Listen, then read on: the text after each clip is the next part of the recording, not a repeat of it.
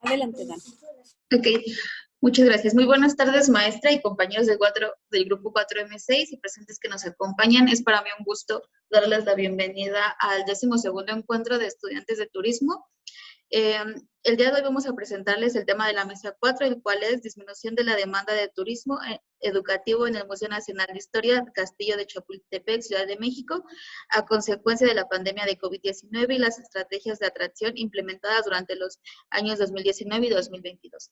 Les recuerdo a los integrantes del equipo que contarán con un tiempo de 20 minutos para exponer su tema y terminando esto, abriremos una sección de preguntas y respuestas, por lo que les invito a los presentes a poner sus dudas en el chat. Si no es por el momento, les doy la palabra al equipo. Muchas gracias.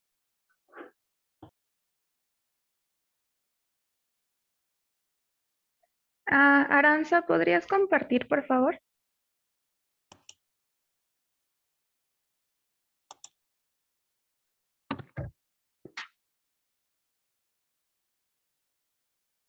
Buenos días a todos y a todos. Buenos días.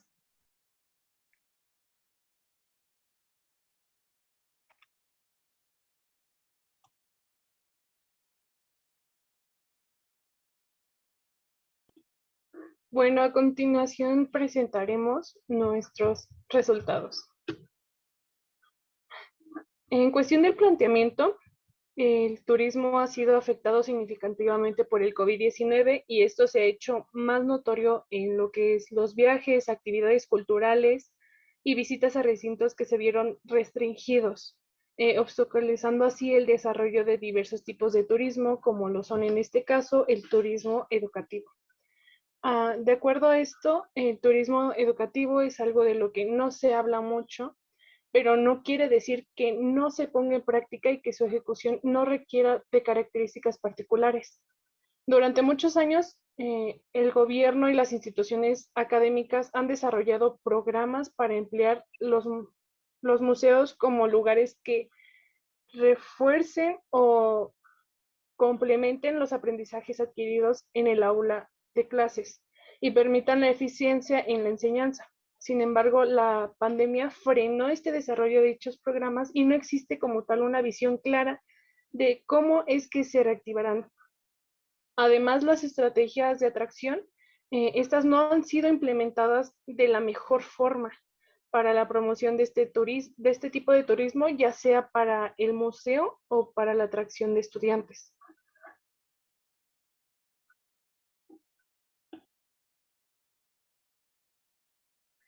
Esta es una gráfica que muestra cómo bajó la afluencia de visitantes escolares, precisamente de estudiantes, a través de los años. En el 2019, como se puede observar, eran mucha la cantidad de estudiantes que visitaba el museo. Sin embargo, en el 2020 y en el 2021 bajó considerablemente. Evidentemente, en este punto fue golpeado el museo por la pandemia y tuvo que cerrar. Sin embargo, la baja afluencia ya es algo que se viene viendo desde antes, pues en el 2018 el recinto se posicionó como el museo más visitado de la Ciudad de México y en el 2019 bajó a segundo lugar, siendo superado por el Museo Nacional de Antropología. Todo esto es con base en datos obtenidos del reporte detallado por tipo de visitantes a los recintos culturales abiertos elaborado por el INAH. Con esto tenemos un objetivo general que es determinar las razones que provocaron la disminución del turismo educativo en el Museo Castillo de Chapultepec en la Ciudad de México de los años 2019 al 2022.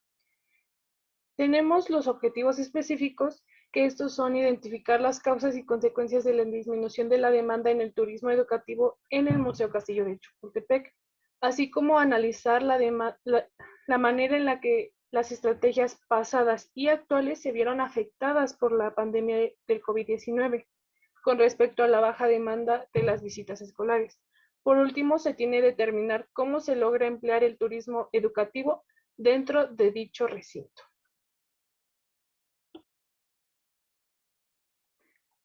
Los principales conceptos que fueron empleados es turismo educativo, que se puede definir como aquel tipo de turismo especializado en la práctica de viajes con alto componente educativo. Este turismo en lugares como los museos requiere de ciertos factores, como el ambiente, la iluminación, la locación, el acomodo de las exposiciones y demás temas relacionados principalmente con la museografía, la disciplina que se encarga de la parte práctica en un museo, estableciendo la relación entre el edificio, el público y los objetos de exposición. Además, se investigó sobre las estrategias de atracción, que constituyen los planes, las acciones y los procesos empleados por una organización para atraer más público hacia ella. Las autoras Vaz Sánchez y Sánchez Michel introducen el término atracción, entendido como cualquier recurso, medida o acción por parte de un museo para atraer más visitantes y que pueda cubrir sus necesidades.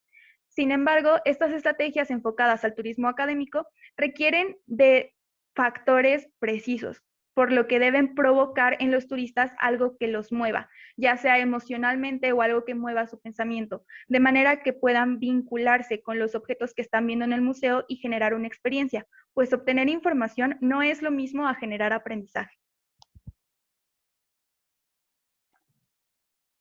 Hablando de teorías y métodos empleados, tenemos la teoría hermenéutica, que esta se aplica porque los estudiantes que fueron estudiados para tal investigación se comprenden como actores reflexivos, libres y autónomos. Por las características del trabajo se analizaron factores objetivos buscando entender el significado del fenómeno de la baja demanda en museos como el estudiado, mediante procedimientos tomando en cuenta las expectativas, preferencias, motivaciones, razones e intenciones de los estudiantes encuestados. Hablando del método hermenéutico, este como tal fue utilizado en la interpretación de textos utilizados en dicha investigación para comprender de mejor forma qué es el turismo educativo, así como los procesos de aprendizaje en museos y sus condiciones. Hablando del método comparativo, este fue utilizado debido a las características del trabajo. Fue empleado para realizar una comparación de la afluencia de años previos a la pandemia, así como los datos más actuales presentados por el INAH. También se hizo uso de la fenomenología en su vertiente interpretativa, pues se realizaron interpretaciones y reflexiones sobre el tema estudiado con base en los textos que se analizaron y en las respuestas que nuestros encuestados brindaron. Este fue primordial en la investigación, ya que en todo momento se consideraron las experiencias de los entrevistados y los factores que influyen en ella. Además, se usó el método analítico, pues se identificaron y separaron los componentes de un todo para ser analizados por separados y examinar las relaciones entre las partes. El trabajo que desarrollamos fue una investigación explicativa, porque su finalidad es comprender e identificar los orígenes y las causas de un suceso, en este caso de la baja demanda de estudiantes en el Museo Nacional de Historia. Además, es una investigación mixta, pues si bien fueron analizados en su mayoría componentes subjetivos que fueron brindados por las experiencias de las personas que encuestamos, también se necesitó analizar datos cuantitativos, como estadísticas presentadas por el INAH que les mostramos previamente, y entre otro tipo de características necesarias para poder hacer una comparación y analizar cómo cambiaron las dinámicas antes y después de la pandemia.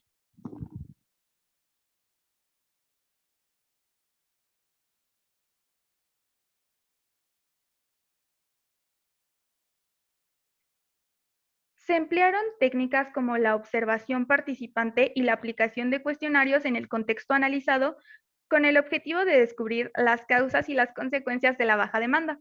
El equipo de investigación se centró en una sola parte de la población, los estudiantes, en un solo museo, el Museo Nacional de Historia.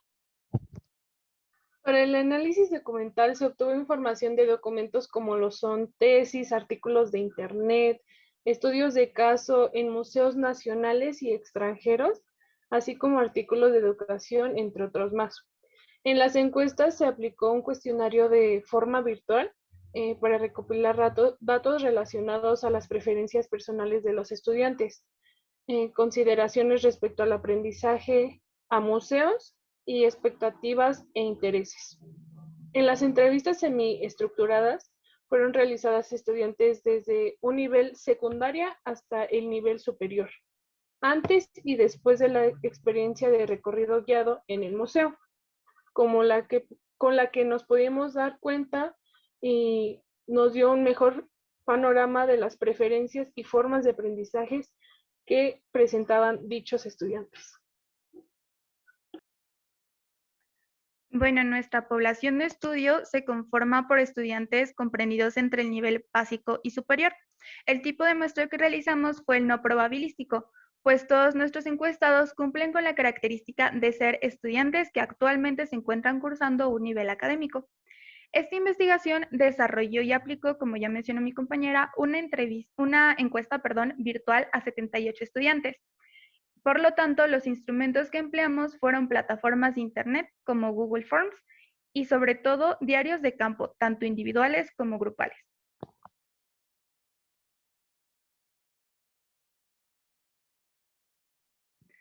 Con el desarrollo de nuestra investigación nos pudimos dar cuenta de diferentes factores, principalmente que la pandemia sí provocó que la demanda de estudiantes disminuyera de forma considerable, hizo el problema mucho más notable. Sin embargo, este no es el único factor que ha provocado esto, pues como ya se vio previamente, existe toda una cantidad de factores, de causas que han provocado que los estudiantes dejen de acudir al museo, principalmente las estrategias de atracción, ya que estas juegan un papel fundamental porque son desarrolladas con el objetivo de atraer más público. Buscan atraer que el público general visite el museo. Sin embargo, no consideran el desarrollo de experiencias o de aprendizaje y por lo tanto no están incentivando la práctica del turismo estudiantil. También se identificó que la poca afluencia resulta en impactos negativos, tanto para el museo como para la sociedad en general.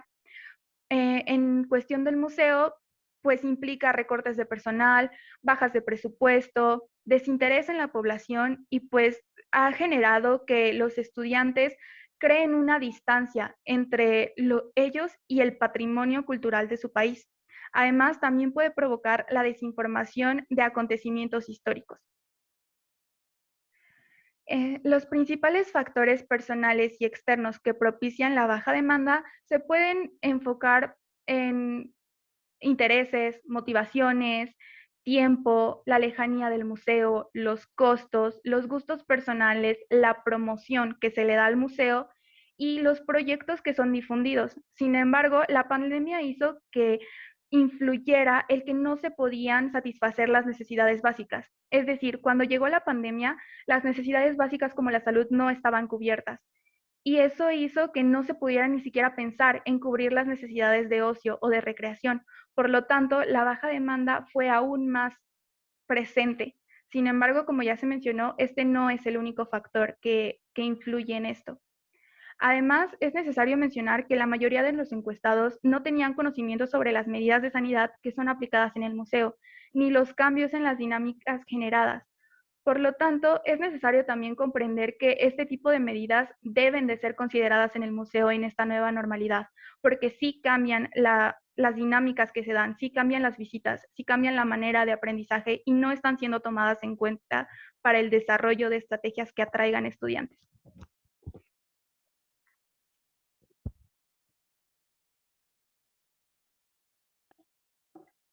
Para todo esto concluimos que el turismo escolar se emplea de una forma indirecta, pues las estrategias empleadas en la actualidad no aumentan la demanda. Para aumentar la demanda no van relacionadas en cuestión académica de ninguna índole y también pueden incitar a la visita para el desarrollo de un aprendizaje por parte del público escolar. Este no es su principal objetivo. Es fundamental entender que la promoción no es en su totalidad responsabilidad del museo, sino también depende de la motivación que se tenga por parte de la sociedad para adquirir un aprendizaje. Estas razones se consideran una parte importante para la atracción de nuevos turistas, ya que con la llegada de la pandemia se vio afectada y actualmente existen diversas opciones encontradas con respecto a las medidas de sanidad o incluso con la cuestión del marketing. Además, es necesario el mejoramiento y la existencia de una mayor promoción por parte de los medios de comunicación, lo que hace o hará posible conocer todo aquello que el Museo Nacional de Historia del Castillo de Chapultepec ofrece para los estudiantes. Eso sería todo de nuestra parte. Muchas gracias. Muchas gracias, compañeros de la mesa 4. Les recuerdo que les queda un poquito de tiempo. No sé si les gustan agregar algo a su tema.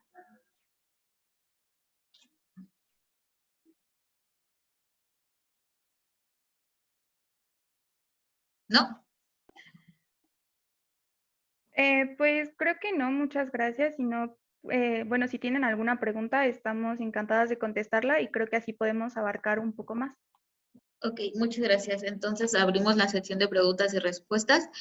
Les preguntan aquí que por qué seleccionaron el método hermenéutico fenomenológico y cómo lo aplicaron. Bueno, lo seleccionamos por las características que tenía el trabajo. En su mayoría necesitábamos conocer cuáles eran los factores que implicaban la baja demanda por parte de los estudiantes.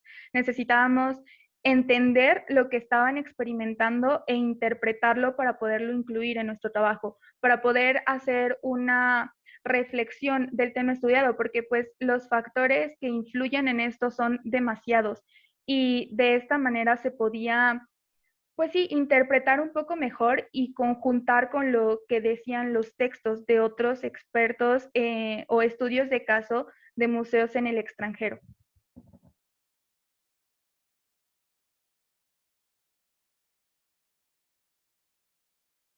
Ok, muchas gracias. Por el momento no hay más preguntas. Bueno, ya hay una nueva. ¿Cómo dirán que fue la experiencia de los estudiantes durante la pandemia? Claro, bueno, la experiencia de los estudiantes en la pandemia tal vez no fue de la mejor manera porque esto se les limitó mucho las herramientas del conocimiento en cuestión de que estaban acostumbrados a una forma de obtener aprendizaje y con esto del uso de las clases en línea o los recursos en línea, hizo que estos entraran en un pensamiento en el que a lo mejor se limitaran porque estaban las herramientas tecnológicas. Aquí podemos hacer frente a el uso de recorridos virtuales, pero también había una negación porque, por ejemplo, aquí en nuestros resultados arrojan que muy pocos hicieron uso de, incluso nada más uno de los encuestados, de todos los encuestados dijo que había hecho uso de este tipo de herramientas. Entonces creo que hay en parte un poco de desconocimiento, sí, por parte de los estudiantes. Me gustaría agregar a esto que la información en el museo en la actualidad no es muy clara. Si bien, como dice mi compañera, durante la pandemia existieron recorridos virtuales y como dice ella, de todos nuestros encuestados, solamente uno mencionó que ha recorrido virtualmente el museo.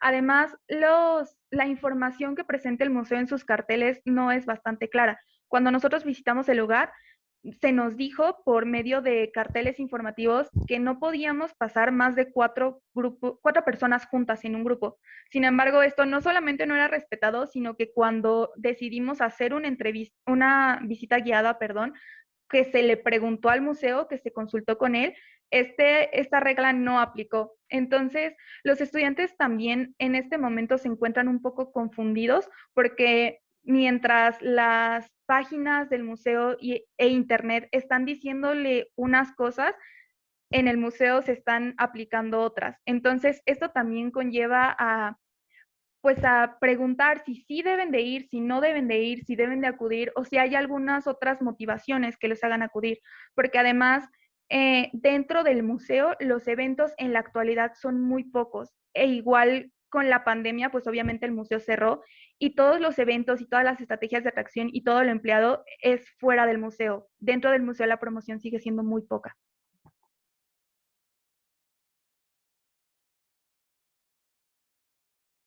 Pregunta que aquí les ponen es por parte de Liliana Barrios y les pregunta que qué piensan sobre la promoción del museo con respecto a los medios de comunicación. ¿Creen que se esté llegando a todas las personas o solo para aquellos que investigan sobre el museo? Claro, bueno, podemos decir que únicamente es para las personas que visitan, buscan información de este museo, ya que tal vez en los medios de comunicación se puede dar algún detalle sobre este museo, pero no con el objetivo de tener una afluencia de estudiantes. Como tal es al público general y no se le da la importancia que tal vez debería de tener como parte de ser patrimonio cultural de México. Ok, la siguiente pregunta es por parte de Rafael Torres y les pregunta que ¿cuál consideran que es la razón por la que los recorridos virtuales no tuvieron resultados positivos? Pues mayormente nosotras creemos, y con base a lo que nos dijeron las personas encuestadas y entrevistadas, que es justo por la desinformación. Muchos de los estudiantes entrevistados no tenían ni siquiera conocimiento de que había recorridos virtuales. Y como mencionó mi compañera, la difusión de las cosas del museo, de todo lo que ofrece el museo, no ha estado bastante presente en los medios de comunicación.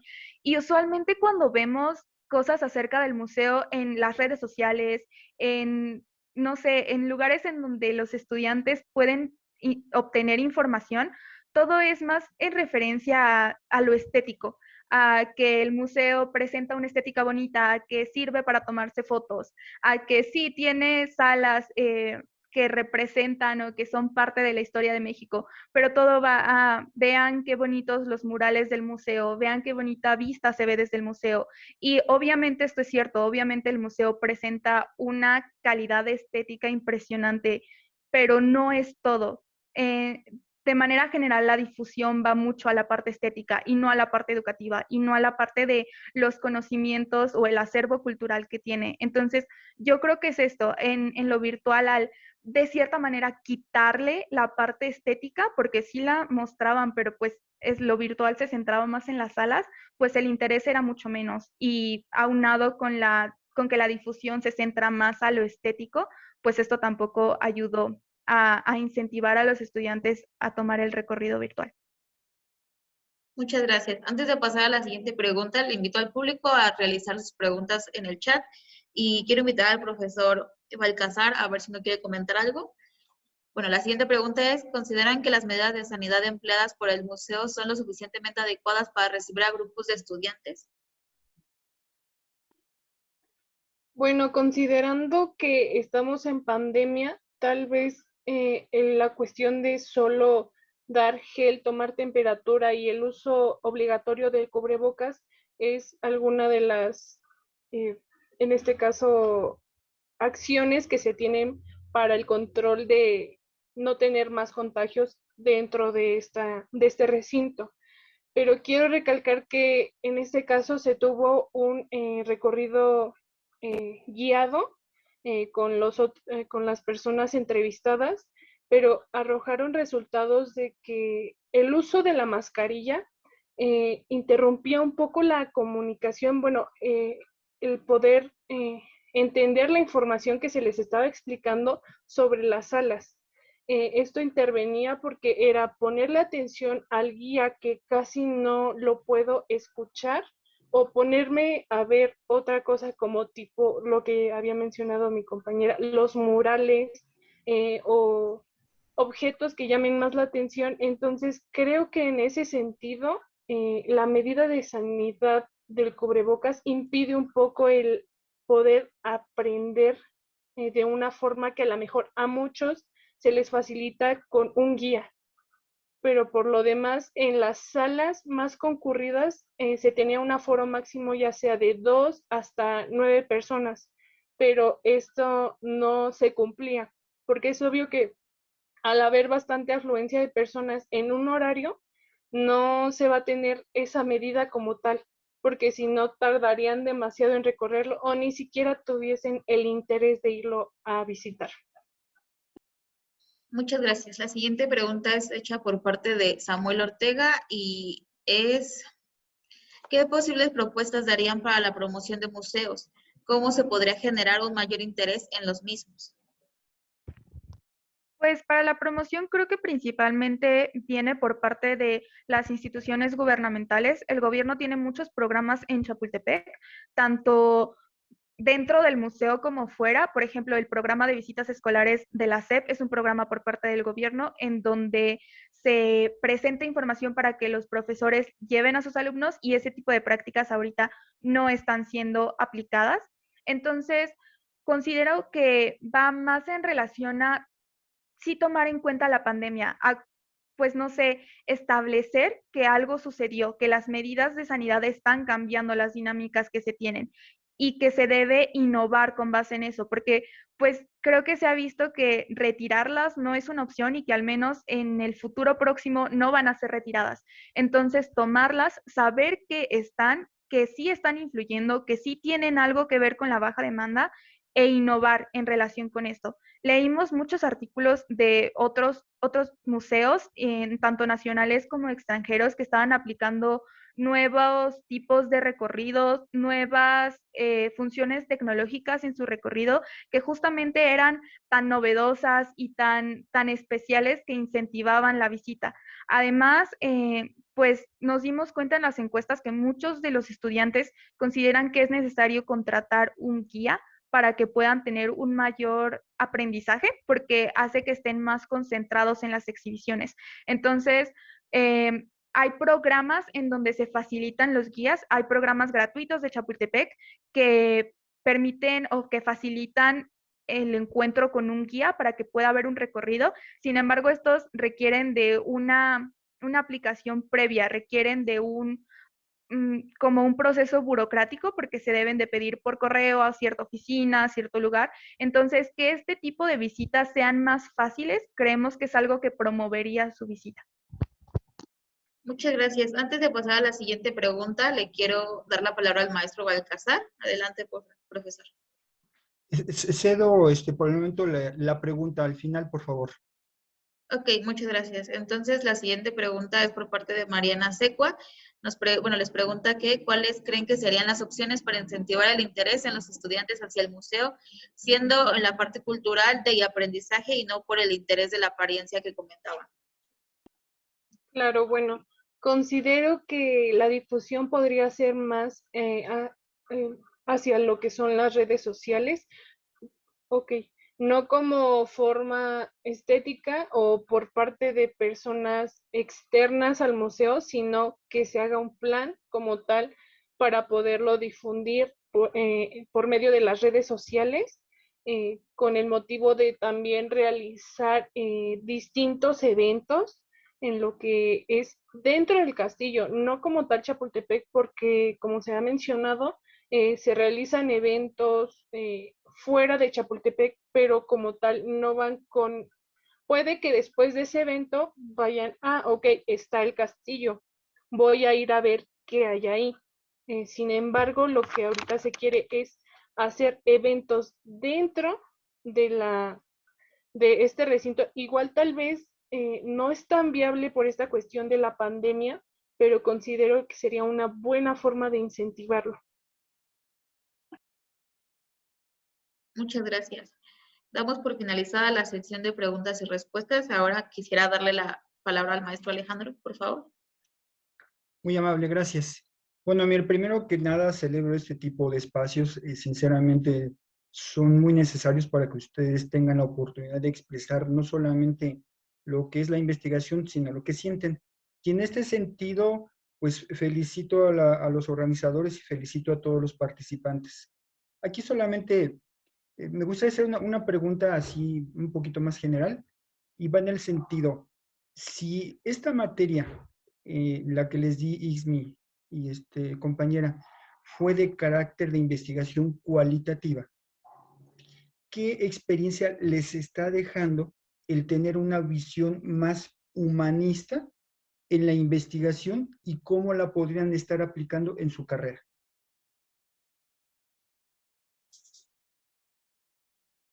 Bueno, en lo personal, creo que saber que las personas y los lugares en los que estás investigando no son objetos, no son simplemente pues actores en tu investigación, sino que son seres que tienen experiencias, que tienen pensamientos, que tienen reflexiones, que aportan muchísimo a la investigación y al sentido que pueda ir, a lo que se concluya y a lo que se aprenda. Creo que hablo por no solo mi compañera Grecia que está exponiendo conmigo, sino por todas mis compañeras de equipo que desarrollaron este trabajo. Aprendimos muchísimo, no solamente del museo y de nuestro tema, sino también de las personas, de lo que impacta, e incluso nos pudimos relacionar porque nosotros también somos estudiantes que dejaron de ir al museo. Entonces, creo que va en ese sentido y pues obviamente en el futuro me permite y nos permite tener una visión mucho más humana, como dijo, del turismo. Creo que a veces al analizar fenómenos o analizar pues sí, otros tipos de turismo, otros tipos de sucesos que están pasando, nos vamos mucho por la parte económica o por la parte estética, pero a veces se nos olvida que las cosas que estamos, con los factores con los que nos estamos relacionando son personas y el turismo también afecta a las personas. Entonces, creo que a partir de esto se puede tener una visión mucho más humana y considerar y ver a todas las personas como lo que son seres pensantes, que son gente que tiene opiniones y gustos y disgustos y preferencias. Entonces, al menos eso es lo que se me queda a mí. Bueno, por mi parte quiero agregar que, bueno, esta experiencia fue muy buena. Igual se tiene que el turismo da pauta a dar servicio a una persona, o a personas, y se centra más en dar experiencias. Entonces, con esto, el conocer los diferentes tipos de preferencias, opiniones, razones por las que prefieren o no prefieren algo, es de vital importancia para nosotros saber qué es lo que se tiene que hacer para, por ejemplo, el diseño de algún producto turístico, planear algo. Entonces nos da la pauta para poder meternos ponernos en el lugar de la persona que necesita este tipo de servicio y brindárselo como tal vez él quisiera. Muchas gracias, compañeros de la mesa 4. No sé si alguien de aquí dos presentes quiere agregar algo. No. Entonces doy por finalizada esta mesa de mesa 4. Le agradezco a los compañeros y ahora los invito a los presentes a volver a conectarse con el mismo enlace para presenciar la participación de la mesa 5 en la creación literaria. Muchas gracias.